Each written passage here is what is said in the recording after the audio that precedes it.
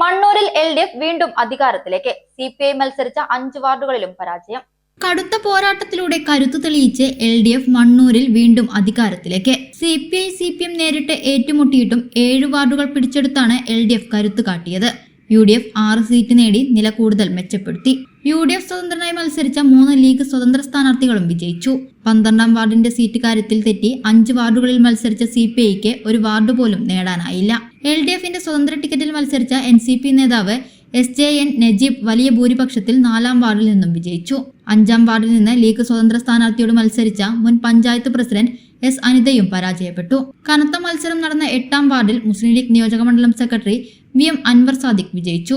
CPI CPM നേരിട്ട് മത്സരം നടന്ന 12ാം വാർഡിൽ LDF സ്ഥാനാർത്ഥി സൗമ്യ സജീഷ് വിജയിച്ചു.